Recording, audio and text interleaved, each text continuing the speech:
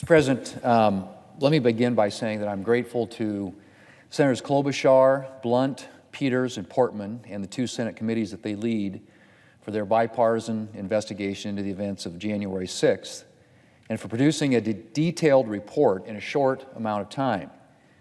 The report makes clear that there is more work ahead for the committees. More importantly, it also highlights the immense bravery of the men and women of the U.S. Capitol Police who defended the Capitol complex on January the 6th. In the coming days, after a thorough review of the 100-page report, I will discuss its recommendations with my colleagues and work to institute reforms that will make a meaningful change to better protect the United States Capitol. Mr. President, on a different topic, in his 1996 State of the Union address, then-President Bill Clinton famously declared, and I quote, that the era of big government is over. Well, after taking a look at the Biden budget, it's clear that the era of big government is back. And it's bringing big government's usual companions: big taxation, big spending, big deficits, and it seems likely big inflation. Mr. President, the Biden budget, which the administration quietly slipped out the door before the holiday weekend, would raise taxes by $3.6 trillion over 10 years. $3.6 trillion.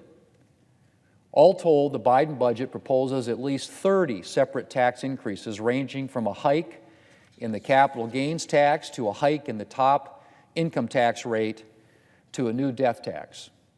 And it would raise taxes on middle-class families by allowing the tax relief that Republicans passed in 2017 to expire. Under the Biden budget, in just a few short years, working Americans could be facing thousands of dollars in higher taxes. All these tax hikes, of course, are an attempt to pay for the Biden administration's new spending. Under the Biden budget, government spending would exceed $6 trillion every year.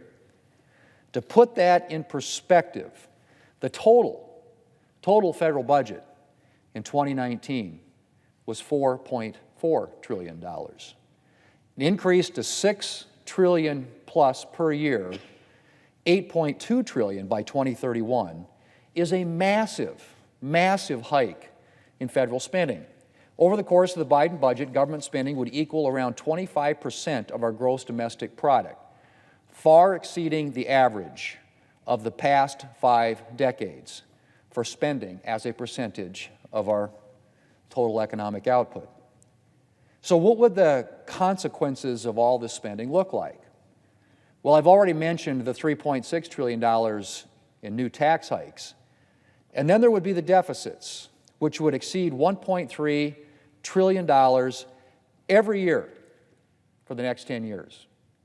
By 2031, the end of the Biden budget window, our debt would be, get ready for this, $39 trillion. Our debt would equal 117% of the U.S. economy.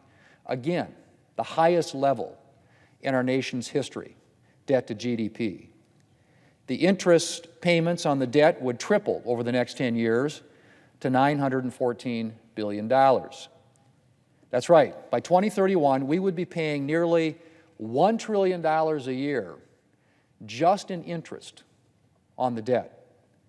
That's more money than our nation will spend on Medicare this year. So, Mr. President, let's review. The Biden budget equals taxes, spending, and debt. And here's the real kicker, Mr. President. The Biden budget hikes taxes, hikes spending, and drives up the debt for pretty much nothing. That's right. After an initial good year or two, the Biden budget projects permanently weak economic growth. For a majority of the next 10 years, economic growth wouldn't even hit 2%. All that government spending and debt isn't going to result in prosperity. It's going to result in permanent economic stagnation. And that means permanently diminished opportunities for American families. Fewer jobs, lower wages, weaker career prospects. Mr. President, Democrats like to talk as if government can provide security and salvation. But the truth is, government is not an engine of prosperity. Government might serve as a safety net in difficult circumstances, but government will never make you prosperous. It's a robust economy, not a robust government, that will produce prosperity, that will produce the good jobs and good salaries and good benefits and good careers. And that's why one of the most important jobs of government is creating the conditions that will allow the economy to flourish. That's what Republicans worked to do with the tax relief that we passed in 2017. And as we saw before the pandemic hit, it was working. The Biden budget, on the other hand, focuses on creating a flourishing government, and the economy would pay the price. And working Americans would face a future of diminished earnings and reduced opportunity. Mr. President, there's a lot more that could be said about the Biden budget.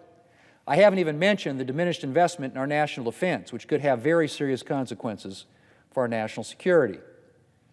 Less than 3 years ago, the Bipartisan National Defense Strategy Commission released a report warning that our readiness had eroded to the point where we might struggle to win a war against a major power like Russia or China.